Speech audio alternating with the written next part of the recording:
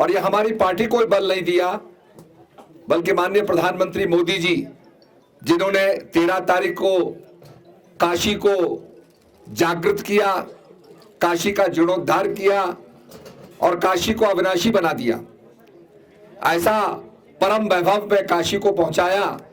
हम सब बड़े गौरवान्वित हैं और प्रधानमंत्री जी को धन्यवाद देते हैं। जब हम जाते थे काशी विश्वनाथ का दर्शन करने काशी में, तो गलियों में फंस के रह जाते थे, छोटी छोटी गलियां थी। और आज उसका जो विस्तारीकरण हुआ है, जो उसका परिसर बढ़ाया गया है, जो उसका परम वैभव फिर से उसको प्राप्त हुआ है, ये देख के हम सबका मन हर्षाता है और हम प्रधानमंत्री जी को बहुत बहुत धन्यवाद देना चाहते हैं। हमने ये पढ़ा है कि औरंगजेब जब वहां आया और उसने काशी विश्वनाथ के मंदिर को तोड़ने की साजिश करी, तो एक कथा आती है कि वहां के ब्राह्मणों ने काशी विश्वनाथ को उठाया, कोई कहता है कुएं में रख दिया। कथा ऐसी भी आती है कि कुछ ब्राह्मण उसको लेकर के गुप्त काशी में आ गए हमारे उत्तराखंड में और उसको स्थापित किया। सबका बचाने का प्रयास था, परंतु आज मोदी जी ने जो वहां का वैभव बढ़ाया है, उसका विस्तारीकरण किया है। आज पूरा साधु समाज मोदी जी का कृतज्ञ है। हम लोगों ने मोदी जी से प्रेरणा ली, जैसा उन्होंने गुजरात को आगे बढ़ाया, गुजरात का मॉडल आगे रखा, हम लोगों ने भी उसी तर्ज के ऊपर अपने उत्तराखंड को आगे बढ़ाने का काम किया। मैं इसी कड़ी में अमृता रावत जी का नाम लूंगा। उन्होंने गांव गांव तक बिजली पहुंचाई।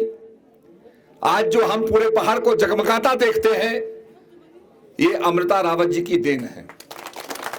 जगह जगह ट्रांसफार्मर लगाए, पूरा हमारे पहाड़ को आच्छादित किया और उसी कड़ी के अंदर मुझे भी काम करने का मौका मिला। मैं टूरिज्म मिनिस्टर जब बना, पर्यटन विभाग मुझे मिला, तो मैंने कहा सर्किट बनने चाहिए और हमने 12 गढ़वाल के स्थानों को लेकर के, 12 कुमाऊं के स्थान को लेकर के, बिना किसी भेदभाव के हमने 24 सिद्ध पीठों का एक सर्किट बनाया, जो हमारा भगवती का सर्किट बना। ऐसे ही हमने भगवान शिव का सर्किट बनाया, शैव सर्किट बना। ऐसे ही हमने वैष्णव सर्किट बनाया। थोड़ा आवाज कम करिए, को कर रही है, हम इधर आ जाता हूं। हमने वैष्णव सर्किट बनाया, नागराजा का सर्किट बनाया, गोलजू का सर्किट बनाया कुमाऊं के लिए। थोड़ा आवाज तेज करें, ज्यादा कम करती, और थोड़ा कम करो, साउंड तेज करो, थोड़ा सा एको कर रहा था, तेज करो। सर कर रहा था वो। तो इसी प्रकार से हनुमान जी का सर्किट बनाया और हमारे उत्तराखंड में विवेकानंद जी आए। थोड़ा तेज करो, थोड़ा। मैं इधर आ जाता हूं, फिर एको नहीं करेगा। हाँ, कैच कर रहा है। तो विवेकानंद सर्किट बनाया हमने। जहां जहां से विवेकानंद जी ने हिमालय का दर्शन किया, हिमाच्छादित शिखरों को देखा और जो प्रेरणा उनको प्राप्त हुई, वो उन्होंने लिखा। उनके भाषणों के अंदर वो बात अंकित हुई। मुझे याद आता है कि जब वो ककड़ी घाट आए, करबला में आए, तो बड़े बीमार हो गए थे। उन्होंने किसी गरीब से कहा मुझे पानी दो। उसने कहा साहब आपको हम पानी नहीं पिला सकते हैं, हम बहुत छोटे लोग हैं। उन्होंने कहा मुझे कुछ खाने को दो, तो उसने वहां ककड़ी काट करके उनको दी। विवेकानंद जी को ताकत आई। उसके बाद अल्मोड़ा में सूचना पहुंची, अल्मोड़ा से लोग आ गए। उसके बाद अल्मोड़ा में उनका सम्मान हुआ। उसके बाद विवेकानंद जी चिकागो में गए और भारत के गौरव को बढ़ाया। चिकागो में वर्ल्ड कॉन्फ्रेंस ऑन रिलीजन, उसमें बोलते समय जब विवेकानंद जी ने कहा my dear brothers and sisters of America, तो 10 मिनट तक ताली बजती रही। क्योंकि पहले विदेशों के अंदर लोग कहते थे भद्र नारियों, भद्र पुरुषों, लेडीज एंड जेंटलमैन, हमेशा उद्बोधन होता था स्त्री जाति का, पुरुष जाति का। पर पहली बार एक संत जाता है, विवेकानंद जाता है और उसने कहा मेरे भाइयों और बहनों, अमेरिका के नागरिकों, यह सुन करके कि यह हमको भाई कह रहा है, बहन कह रहा है, अमेरिकन लोग बड़े अभिभूत हो गए और उस सभागार के अंदर 10 मिनट तक ताली बजती रही। और भारत का जो हमारा सिद्धांत था वसुदैव कुटुंबकम का, वो चरितार्थ हुआ, भारत गौरवान्वित हुआ। और उसके बाद जब विवेकानंद जी भारत में आए तो अल्मोड़ा में उनका स्वागत हुआ। अल्मोड़ा में भाषण देते हुए, और तेज कर दो, उन्होंने मंच से उस आदमी को देखा जिसने उन्हें ककड़ी दी थी, उसको मंच पे बुलाया उन्होंने और कहा उस रात को अगर ये आदमी मुझे ककड़ी नहीं देता तो न चिकागो होता न विवेकानंद होता। तो विवेकानंद जी का सर्किट हमने बनाया, मायावती को जोड़ा जहां प्रिंटिंग प्रेस थी, विवेकानंद जी ने अपने हाथ से जहां प्रिंटिंग की, नारायण आश्रम को जोड़ा, देहरादून के अनेक स्थानों को जोड़ा जहां जहां विवेकानंद जी ने यात्रा की। इसी प्रकार से हमारे जो सीमांत गांव हैं खाली होते जा रहे हैं। केंद्र सरकार का चिंता विषय मिल गया, चिंता का विषय बन गया कि भाई गांव खाली हो रहे हैं, हिफाजत कैसे होगी। हमने आज नीति घाटी में टिमरसन महादेव को हमने आज प्रचार और प्रसारित किया है, उसको टूरिज्म में स्थापित किया है।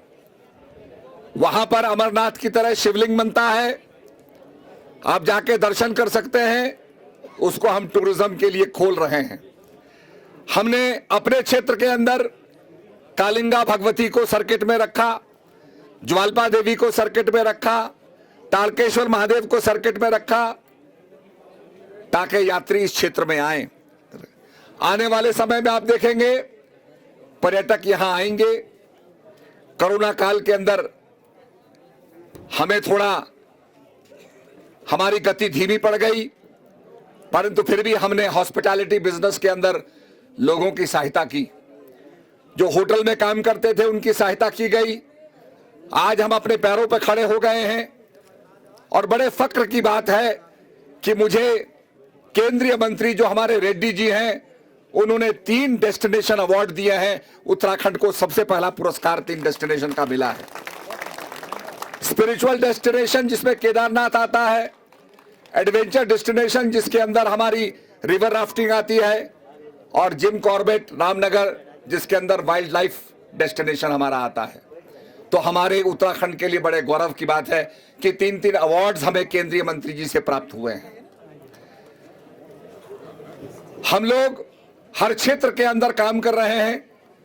पैराग्लाइडिंग के अंदर, रिवर राफ्टिंग के अंदर हमारा काम हो रहा है और बहुत से काम करने बाकी हैं। ये काम तभी होंगे जब आपका सहयोग मिलेगा। जब आप ताली बजाते हैं, ताली दोनों हाथों से बजती है।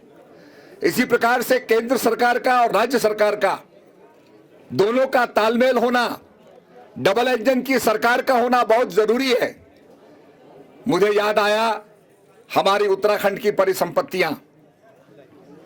परिसंपत्तियां हमारे उत्तराखंड की पड़ी हुई थी, फैसला नहीं हो रहा था। कई सरकारें आई चली गई, फैसला नहीं हो पाया। मैंने माननीय धामी जी को कहा, मुख्यमंत्री जी को कहा कि आप लखनऊ जाइए, योगी जी से बात करिए, वहां भाजपा की सरकार है, उत्तराखंड में भाजपा की सरकार है, हम परिसंपत्तियों का फैसला करेंगे। यह है डबल इंजन की सरकार। और हमारे धामी जी गए, करीब लगभग 400 करोड़ की जो हमें पैसा मिलना था वो लेकर के आए। जो संपत्ति का उत्तर प्रदेश उनके उपयोग में आएगी, वो रखेंगे, बाकी सारी संपत्ति हमारे उत्तराखंड को प्राप्त होगी। जो लंबा एक विवाद चला हुआ था उसका हल हो गया। यह है डबल इंजन का फायदा। टेहरी विस्थापित, टेहरी का लेख बन गया। वहां परिवार जो है 415 परिवार बेघर हो गए, मामला लटका हुआ था। जब जब हमारे विधायक प्रश्न पूछते थे, टेहरी विस्थापितों का मदद होनी चाहिए, मुआवजा मिलना चाहिए, तो मामला कोर्ट में लटका हुआ था। हम कहते थे साहब ये मामला कोर्ट में चल रहा है, कोर्ट में लंबित है, इस पे हम कुछ नहीं कह सकते। विधानसभा के अंदर जो मामला कोर्ट में होता है विधानसभा में चर्चा नहीं होती है। मेरे को बड़ा कष्ट था कि केंद्र में हमारी सरकार है, उत्तराखंड में हमारी सरकार है, इनको न्याय मिलना चाहिए। और हम केंद्र सरकार में गए, 2 घंटे की मशक्कत के बाद 415 परिवारों को, प्रत्येक परिवार लगभग 75 लाख रुपए हमने दिलवाया। 252 करोड़। यह है डबल इंजन का करिश्मा। आज जो पूछते हैं डबल इंजन क्या कर रहा है, मैं बता रहा हूं डबल इंजन ये कर रहा है। मैं रेल मंत्री था, मेरा सपना था मेरे पहाड़ में रेल आए। लोग कहते थे रेल कैसे आएगी, मेरी मजाक उड़ाई जाती थी, सतपाल महाराज की रेल कहां है। मुझे लोग कहते थे महाराज जी ज्यादा ही कर दिया आपने, कुछ ये ज्यादा ही बोल दिया। मैंने कहा भाई मैंने दुनिया देखी है, स्विट्जरलैंड की चोटी पर रेल चढ़ते देखी है, ये टेक्नोलॉजी हमारे देश में भी आएगी, हमारे उत्तराखंड में भी रेल आएगी।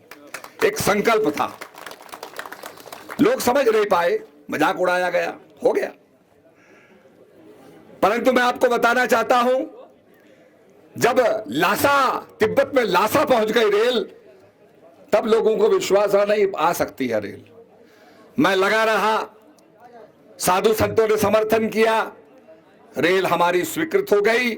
परंतु उस दिन हमको पता नहीं चला, क्योंकि जो बजट पढ़ा गया, ममता बनर्जी ने 4 पन्ने पहले पढ़े, 4 पन्ने बाद में पढ़े, वो बीच का पढ़ा ही नहीं। तो हमें पता, बाद में 2 दिन बाद पता चला ये तो स्वीकृत हो गई।